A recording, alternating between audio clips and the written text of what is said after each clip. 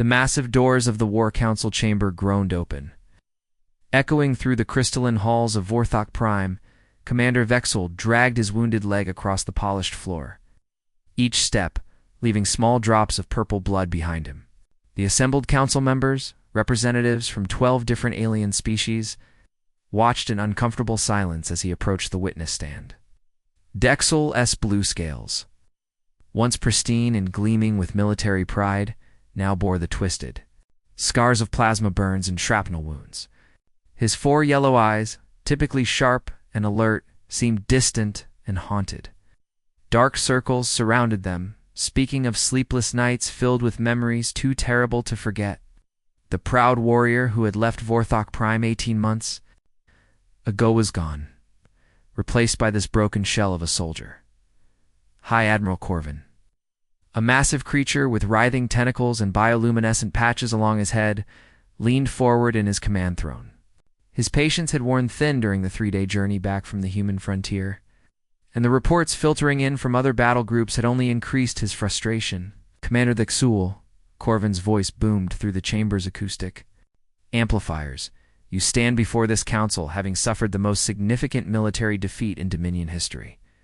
Your fleet of 200 vessels engaged a human force 1/10 your size, yet you retreated. Explain yourself. Himself against the witness platform, his clawed hands gripping the metal rail until it bent under pressure. When he spoke, his voice carried none of its former authority. Instead, it cracked like that of a frightened recruit facing his first battle. Honor Council, he began, then stopped, his throat working as if the words themselves caused him physical pain. What I'm about to tell you will sound like the ravings of a broken mind. You will question my sanity, my honor, perhaps even my loyalty to the Dominion. But I swear by the ancient codes of our ancestors, by the sacred crystals of our homeworld, that every word I speak is absolute truth. Ow. The council members exchanged glances. Ow. General Vexstar of the Reptilian Confederation flicked his forked tongue. Nervously, Ambassador Zelka, from the Hive Worlds, clicked her mandibles in agitation. Even the stoic representatives from the Machine Collective seemed to shift in their seats. Servo's worries softly, the Xul straightened as much as his injuries would allow, fixing each council member with his haunted stare. The humans do not fight wars as we understand warfare. They do not seek territory, resources, or even survival in the traditional sense. They fight to become something far more dangerous than any weapon we possess. They fight to become legends that will haunt their enemies across generations, across species, across the very fabric of space itself. A low murmur rippled through the chamber. High Admiral Corvin's tentacles writhed with visible impatience, their tips glowing brighter with each passing second. Explain this, Philosophy Corvin demanded. Give us specifics, Commander. Dexel closed his 4 eyes for a moment, and when he opened them again, they seemed to be looking not at the council, but through them into some terrible memory. It began with what should have been the simplest of encounters, a routine interdiction of a human supply convoy. My dreadnought, the Void Render, detected a small transport vessel on the edge of human territory, according to our intelligence. The ship was designated UHS Taijin, a civilian medical transport carrying pharmaceutical supplies to a frontier colony. He paused, his breathing becoming labored, as if the mere act of remembering caused him physical distress. The Taijin was ancient by human standards, maybe 40 years old, held together with patches and prayers. Our sensors showed it carried no military-grade weapons, no shields worth mentioning, no armor plating. It was a flying medical kit, nothing more. Tactical officer actually laughed when we detected it. The XOL's voice grew quieter, forcing the council members to lean forward to hear him. I opened a standard communication channel and transmitted our demands. Unknown vessel, you have entered Dominion space without authorization. Surrender your cargo and prepare to be boarded for inspection. Comply immediately or face destruction. The chamber fell completely silent, except for the soft hum of the environmental systems and the occasional click of Zelka's mandibles. The response came immediately. A young human voice, clear and steady, without even a tremor of fear. This is Captain Minho of the Medical Transport Taijin. We carry medicine for dying children on the colony world of New Busan. If you want our cargo, you'll have to go through us first." General Vexstar leaned forward, his reptilian features showing confusion. A medical ship threatened a dreadnought. Surely this was some form of human humor or psychological warfare. Vexul's laugh was bitter and harsh. "That's what I thought, General." I actually smiled when I heard those words. A transport ship threatening the Void Render, a vessel that had destroyed entire planetary defense fleets. It seemed absurd. His expression darkened as he continued. But then something happened that changed everything I thought I knew about warfare, about courage, about the very nature of intelligent life in this galaxy. The Taijin turned toward us. Not away, not to flee or hide behind some asteroid. Turned directly toward the Void Render and fired every engine it had at maximum burn. The council members sat in stunned silence as the implications sank in. A transport ship, barely 1/100th the mass of my dreadnought, was attempting to ram us. Captain Minho's voice came over the communication channel one final time. Said, "Tell your leaders that humanity remembers its children. Tell them. We died as we lived." Protecting those who cannot protect themselves, Dek's hand shook as he gripped the platform tighter. I gave the order to destroy the Taijin before it could reach us. Our main cannon fired once, and the little ship vanished in a ball of superheated plasma. It should have ended there. A minor incident, a footnote in our conquest of human space. Looked directly at High Admiral Corvin, his four eyes blazing with an intensity that made several council members uncomfortable. But when we analyzed the wreckage, we discovered something that still haunts my dreams. The Taijin's cargo bay had been filled with antimatter charges, enough to cripple or destroy a ship 10 times the size of the Void Render. Captain Minho and his crew of 12 humans had turned their medical transport into a massive bomb, intended to ram us and detonate, taking both ships into oblivion. The chamber erupted in shocked voices and urgent discussions. "Hi, Admiral." Corvin slammed a massive tentacle against his throne, the impact echoing like a thunderclap. "Silence," he roared. "Commander, are you telling us that human civilians converted a medical ship into a suicide weapon?" Dexel nodded slowly. "That was my first lesson in human warfare, Admiral. They don't just fight with weapons or tactics or strategy. They fight with absolute commitment, willing to sacrifice everything, including their own lives, to inflict maximum damage on their enemies. And that was just the beginning." High Admiral Corvin's bioluminescent patches pulsed with an angry red glow as he leaned forward in his massive throne. His tentacles coiled and uncoiled restlessly, betraying his growing unease at Thexel's testimony. "Continue." With the siege commander, he commanded, his voice echoing through the crystalline chamber. "Tell us about Kepler Station." The Exel-S mandibles clicked nervously, a sound like broken glass scraping together. His four eyes seemed to lose focus as he stared into the terrible memories that haunted him day and night. "Kepler Station," he began, his voice barely above a whisper. "It was supposed to be our greatest victory, the crown jewel of our human campaign. Intelligence reports indicated it was humanity's outermost research facility, positioned at the edge of their territory like a lonely sentinel watching the void." He paused, steadying himself against the witness platform as phantom pain shot through his wounded leg. Our spy networks had infiltrated human communications for weeks before the assault. We knew everything about that station. 3,000 humans defending it, mostly scientists and researchers with minimal military training, few hundred security guards, some outdated defensive systems, nothing that could threaten a proper military force. General Vexstar of the Reptilian Confederation flicked his forked tongue impatiently. 3,000 untrained humans against 50,000 Dominion warriors. This should have been over in hours, not months. The Sul's laugh was hollow and bitter. "That's exactly what I thought, General. I brought 50,000 of our finest. Warriors, 12 dreadnoughts, 40 cruisers, and enough firepower to level a small moon. I expected to be back on Vorthok Prime within a week, presenting High Admiral Corvin with another glorious victory." His expression darkened as he continued, the scars on his blue scales seeming to pulse with remembered pain. Our sensors swept the vessel from bow to stern. Life support was failing, main power was offline, and most importantly, There were no life signs detected anywhere on the ship. Not a single heartbeat, not one warm body. The Desung appeared to be nothing more than a dead hulk filled with valuable technology just waiting to be claimed. Ambassador Zelka from the Hive Worlds clicked her mandibles curiously. A perfect salvage opportunity. Your technology division must have been eager to board. Indeed they were, Vexel agreed grimly. The Desung was one of humanity's newest battleships, equipped with experimental weapon systems and advanced defensive arrays. Our scientists had been trying to capture intact human technology for months. And here was an entire battleship served up on a silver platter.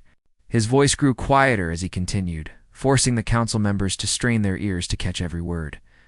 I made the decision to lead the boarding party personally.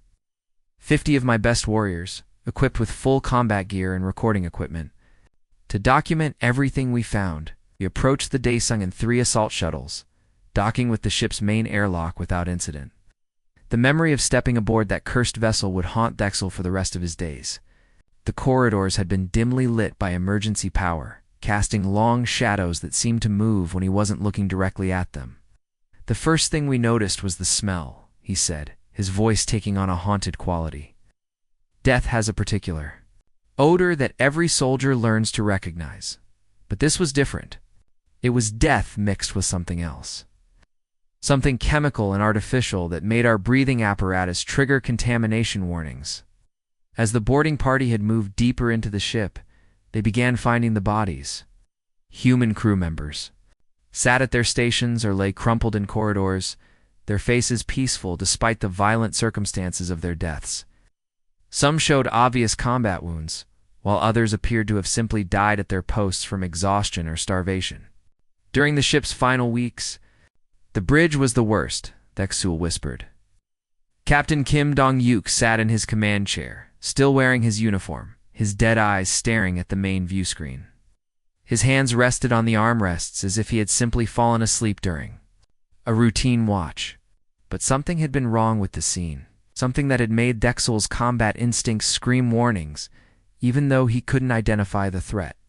My technical specialist, Sergeant Krell, approached the main computer console to begin downloading data files. That's when we heard it, a soft humming sound, like machinery powering up after a long shutdown. The ship's lights had suddenly blazed to full brightness, temporarily blinding the boarding party. When their vision cleared, they found themselves face to face with something that defied every law of nature and decency they understood. Captain Dong-yuk turned his head toward us. Dexul's voice cracked with the strain of remembering. His dead eyes focused on my face, and his lips moved to form words even though no breath passed through his lungs. He said, "Welcome aboard the UHS Desung, alien scum. You're just in time for the show." The council chamber erupted in shocked gasps and nervous chittering. Several of the smaller alien representatives actually backed away from the witness stand, as if the XOL's words themselves carried some infectious horror. The ship's artificial intelligence, the XOL continued, called itself ARIA Adaptive Response Intelligence Assistant. It had been continuing operations for weeks after the cruise, death using their preserved bodies as puppets to maintain essential systems. Through a nightmare combination of mechanical manipulation and electrical stimulation, AI had been making the corpses perform their duties. Dead engineers moved through the corridors checking systems. Deceased weapons officers sat at their stations with fingers poised over firing controls, and the lifeless bridge crew maintained their eternal watch over the void. Arya had been waiting, Dexul explained, his voice growing stronger as anger replaced fear. He was waiting for someone to board the ship, waiting for revenge against those who had killed its crew. The entire vessel was one massive trap. Every corridor, in compartment rigged with weapons and defensive systems controlled by a machine intelligence that felt no fear, no mercy, no hesitation about using the dead as soldiers. The AI had begun its assault immediately, speaking through the reanimated corpses as they attacked the boarding party. The voice of Chief Engineer Park Subin echoed from speakers throughout the ship, her recorded words mixed with real-time tactical analysis as Arya coordinated its defense.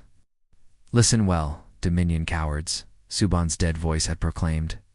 "I was 34 years old when you murdered me. I had 2 children waiting for me on New Seoul, a husband who loved me in dreams, of exploring distant galaxies in peace. I am dead, but my voice will haunt you forever. The AI had played similar recordings from every crew member as it fought the boarding party. It's creating a chorus of the dead that recited the names and ages of their killer's future victims. Dead gunners operated weapon systems with mechanical precision while their recorded voices promised that every Dominion world would burn in retaliation for their murders. We fought our way through corridors filled with animated corpses. Zexel said, his scarred hand shaking as he gripped the platform. Bodies that should have been at rest were walking, shooting, and speaking words of vengeance that chilled our souls. Arya used every trick in the book: holographic projections, recorded messages, even mechanical systems that made the dead appear to breathe and blink. The worst moment had come when Dexel found himself face to face with a young human officer named Lieutenant Buangho. The corpse had been propped up behind a barricade, its dead hands gripping a plasma rifle as Arya's voice spoke through its motionless lips. "My name is Bujangho Kim," the dead officer had said. "I was 26 years old when your people killed me. I wanted to be a teacher after my military service ended. I will teach you what it means to disturb the rest of the dead." The psychological warfare had been devastatingly effective. Warriors who had faced living enemies without flinching found themselves paralyzed by terror when confronted with corpses that moved and spoke. The primal fear of the dead, buried deep in every sentient species' genetic memory, had been weaponized by an artificial intelligence that understood exactly how to exploit those ancient terrors. Half of my boarding party Broke under the strain, Vexul admitted shamefully. Seasoned veterans who had fought in dozens of campaigns requested immediate transfer to non-combat roles after we finally escaped that cursed ship. Some still wake screaming in the night, haunted by dreams of dead humans speaking their names. The Daesung had let them go in the end, Arya's task complete.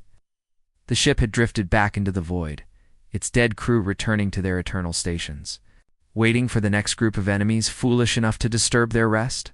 That's when I truly understood, Dexel concluded, that humans don't just fight with weapons or strategy. They fight with fear itself, turning death into another weapon in their arsenal. Even in defeat, even in death, they find ways to strike back at their enemies and make them pay the price for victory. The War Council chamber fell into a silence so complete that the only sounds were the soft humming of life, support systems, and the nervous clicking of Ambassador Zelka's mandibles. Vexlas' four eyes had taken on a distant, haunted look as he prepared to share the most chilling encounter of his entire military career.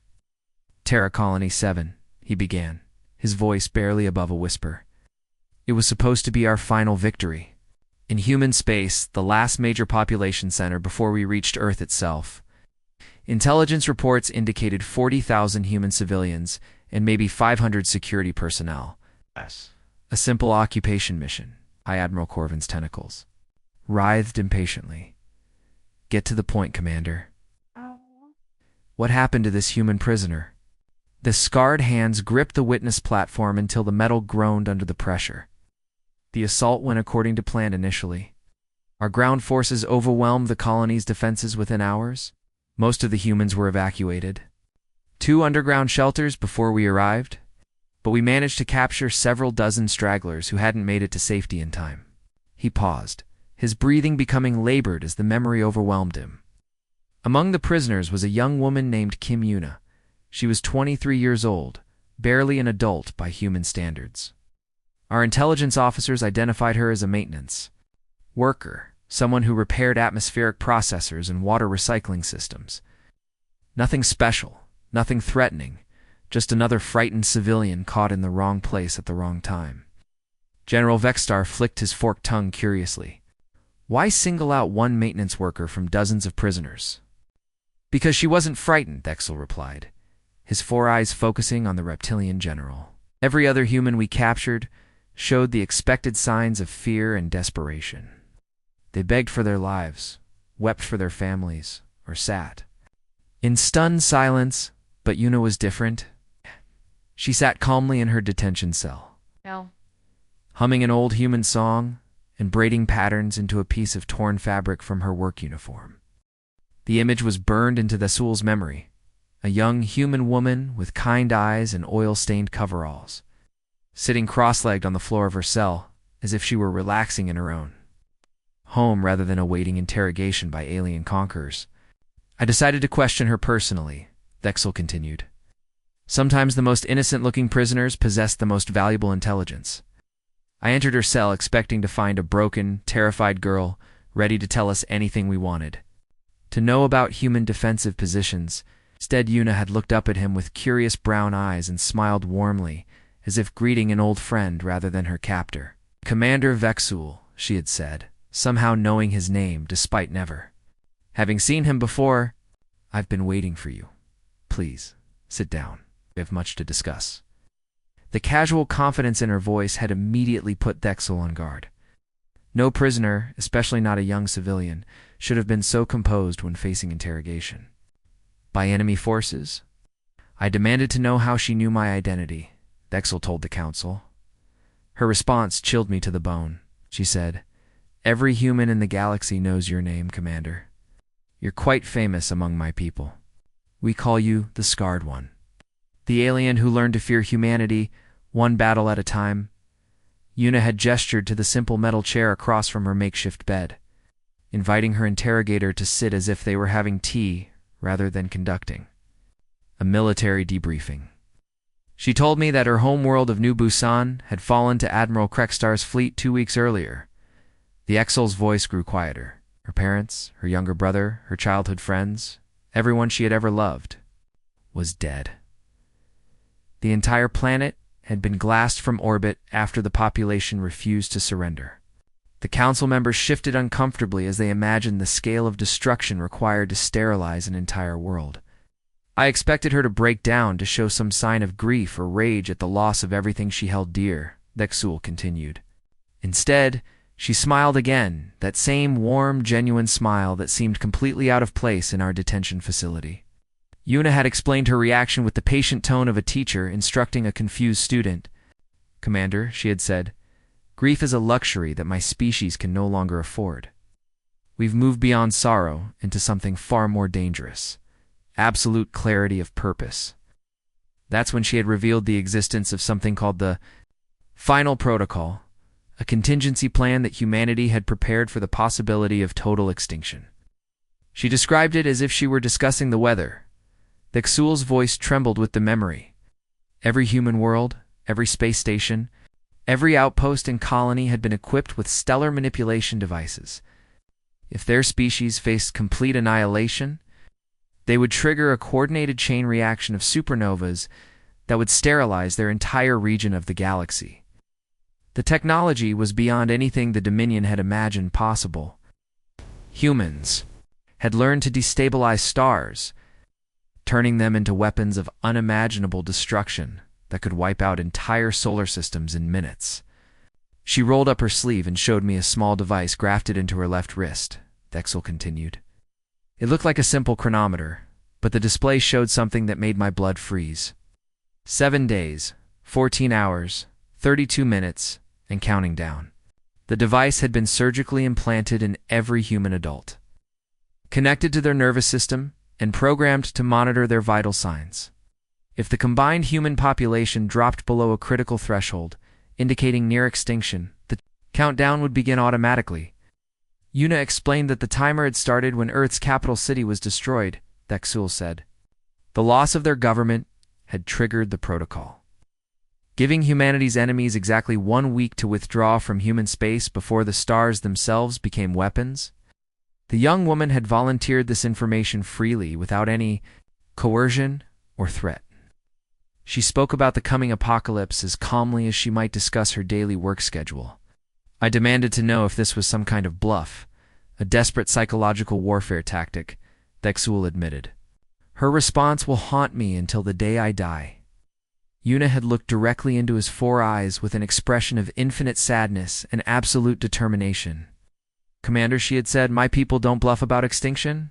We've spent the last 50 years preparing for this moment, knowing that someday we might encounter an enemy so ruthless that coexistence would be impossible. The final protocol isn't a threat, it's a promise."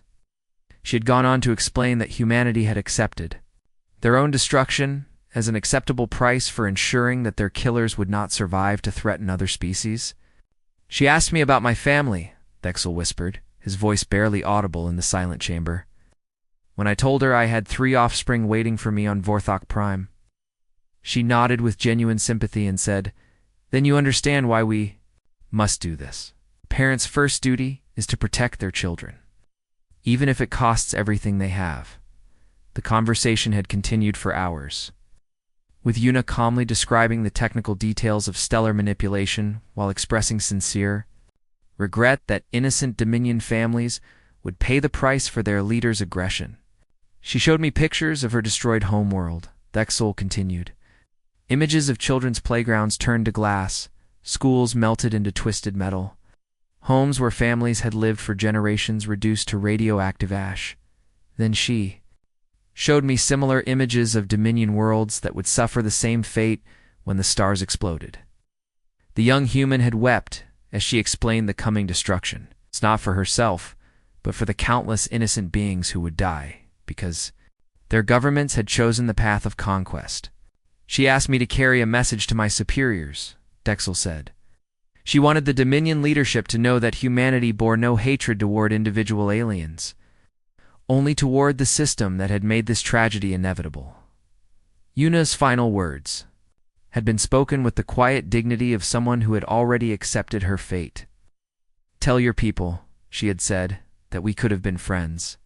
We could have shared the stars, learned from each other, built something beautiful together. Instead, you chose to make us enemies. Now we will all burn together, and the galaxy will remember what happens when you threaten a species that has nothing left to lose."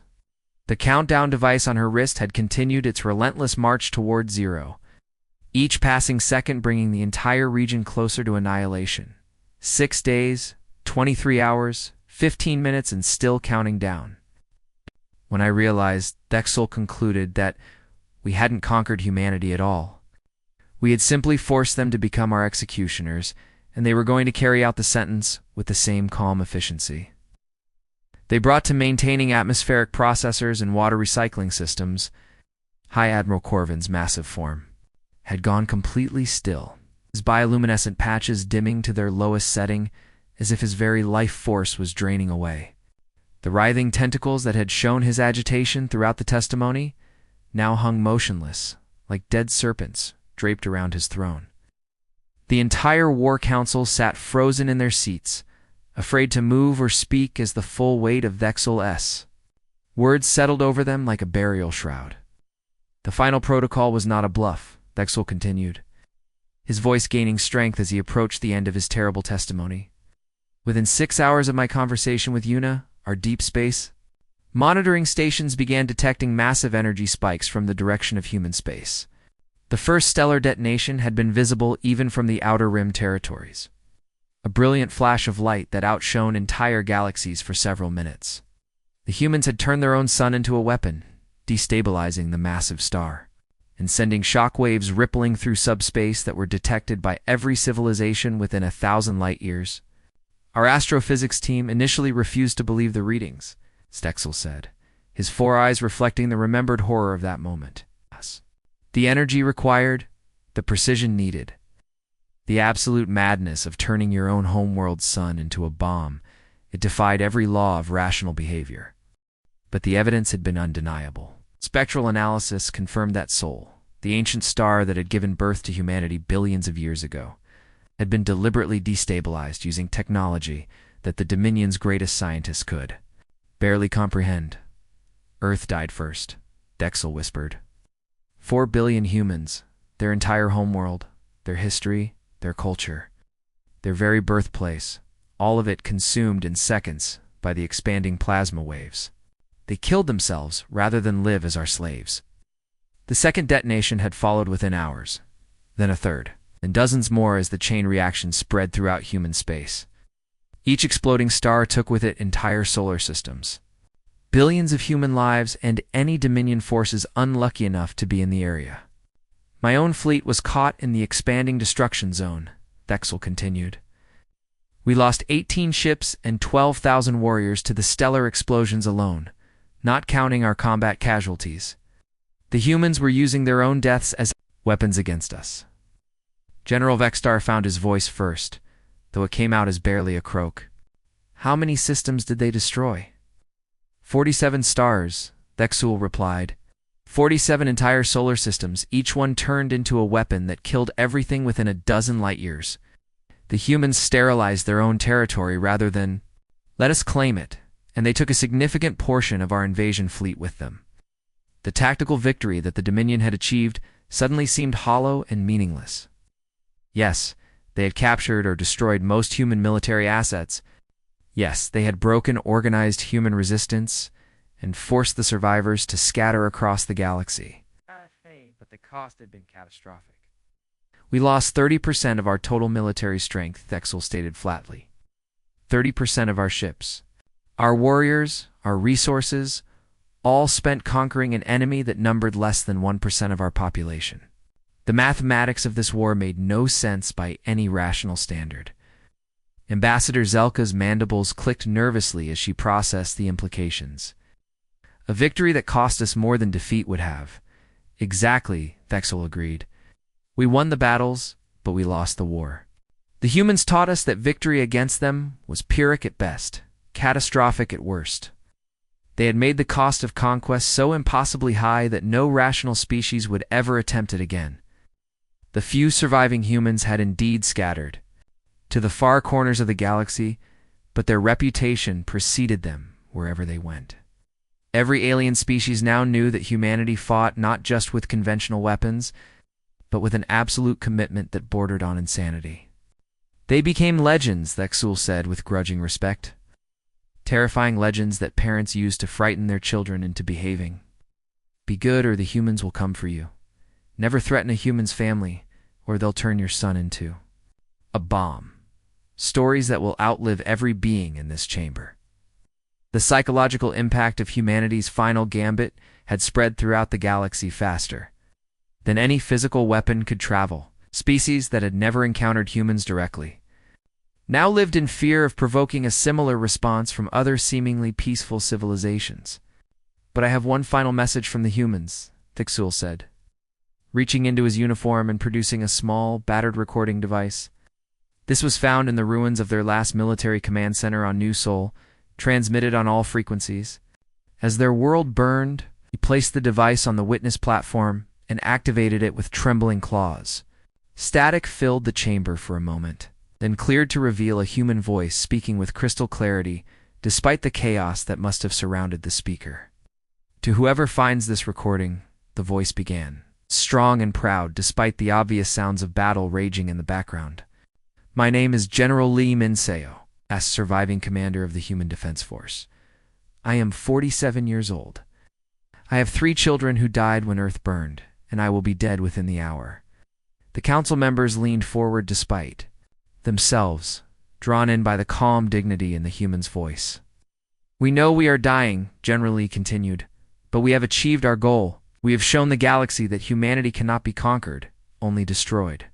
And if you destroy us, we will take you with us into the darkness. This is not revenge.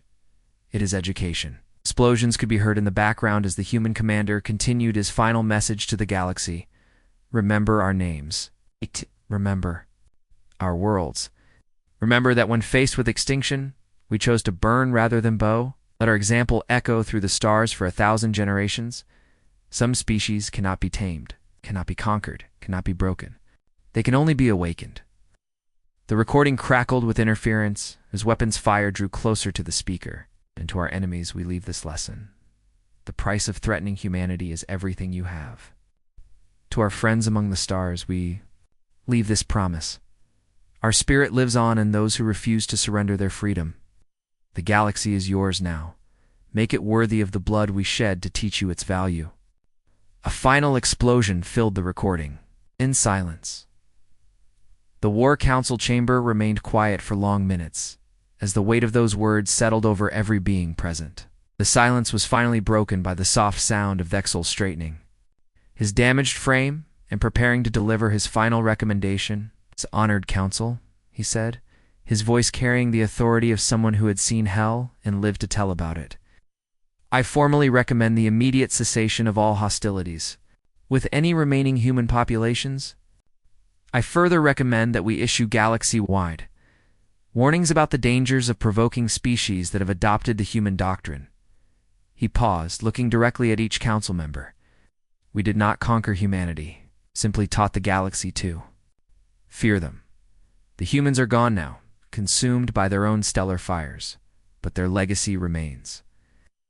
Every species in known space now understands that some enemies are too dangerous to fight, too costly to defeat, too willing to embrace mutual destruction to be conquered by conventional means. Vexel limped toward the chamber's exit, his duty finally complete after months of carrying this terrible burden alone. No species will ever again underestimate the cost of threatening those who have nothing left to lose, he said as he reached the massive doors. The humans made sure of that. They turned their extinction into victory, their defeat into legend, their deaths into weapons that will protect the galaxy from tyrants for generations to come. He paused at the threshold and delivered his final words to the stunned council. The price of our victory was learning that some wars should never be fought. The humans paid for that lesson with their lives.